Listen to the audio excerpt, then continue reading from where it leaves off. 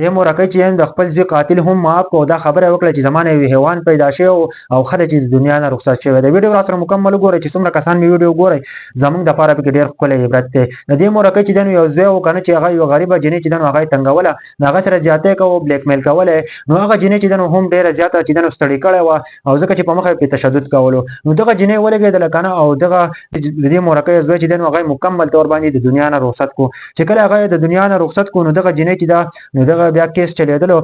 د مورکۍ چې د پی کیس وکړو کنه او دغه جنې چې گرفتار هم کړله کله چې پی کیس وکړو گرفتار کړه دغه نه پس درې میاشتې وشولې او چا چې د دې مورکۍ د زوی ویډیو چې د مورکۍ ته ورسته کړله چې د خپل د زوی چې حالات وینه حرکتونه وینه چې کله وتا ویډیو ورسته کړه نو دغه غریب جنې سره چې ډیر زیات تشدد وکړ او ډیر زیاتې وسره کړو نو دا مورکۍ چې د سترګو نه اوخ روانه شولې ولخره چې دا چې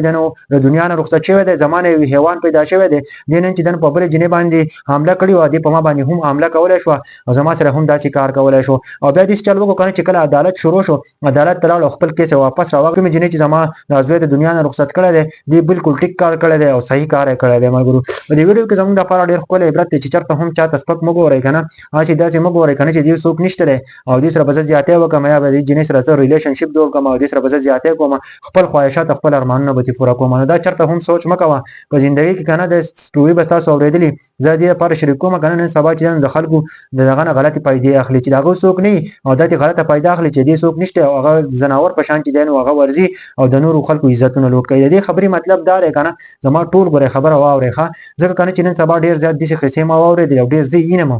دا چې هغه خلکو چې دین سپکو ته ګوري هغه خلکو باندې د پاسه ورخیږي چې کم خلک چې دین دغه څوک نیوي او دا چرته هم مکوي کنه دا الله پاک د خلکو نو باسي کنه د سیټه بتاسته د مورکۍ ښکاری د خپل د زوی قاتل ولې ما کو ځکه چې هغه بی غیرت او بی ایمان او هغه یو زناور او هغه چې دین په وجنې باندې تشدد کاو هغه جنې بلیک میل کوله نو د مورکۍ ویل کنه چې زما زوی د کار کوي کنه دا په بل ورځ په ما باندې هم چې دین په ما باندې هم اثر نه کوي نو دی ویل چې خلک ختم شوی دی او هغه جنې چې دین محاف کړل ځکه چې یو غریب جنې بلیک میل کوله دغه سره زیاتې کول هغه جنې هم ولګیدله بهادر او دغه کس چې دین مکمل تور باندې د دنیا نه رخصت شو په دې ویډیو کې زموږ لپاره ډېر خپل عبرت دی چې چرته هم غلط کار دی کوونه په غلط لار باندې بزي او چرته چې دین الله پاک څوک نه معاف کوي انا وای د څه کنه ما یو حدیث اوریدل کنه وای چې دین په قیامت پرځ باندې چې دین ځین کسان وای په تنور کې وي په تنور کې بس وځي پیغمبر علی السلام چې دین هغه تاسو کو چې دا څوک دی کم قسم خلق دی نو ته ویل چې دا زیناکار خلق دی چې زیناکان به کولې هغه خلق چې دین لغړ به چې دین په تنور کې سوځیدل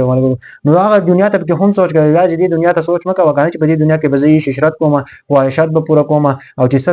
زمي زړه غواړي نو هغه به زه کوم زه په خلکو ځان غټي حساب ما دا چرته هم مکوه تکبر د الله پاک سره خوان کوي د نور خلکو د عزتونو هم خیال ساتي د خپل عزتونو هم خیال ساتي ژوندۍ به هم برابر وي ملګرو نن سبا چې نو څوک د بل عزت خیال نه ساتي ها او کوشش کوي چې د خلکو د عزتونو خیال ساتي نو خلک بس تاسو د عزتونو هم خلک خیال ساتي ویډیو د نور ملګرو سره هم شیر کړئ خو د کمنټ ضرور وکړئ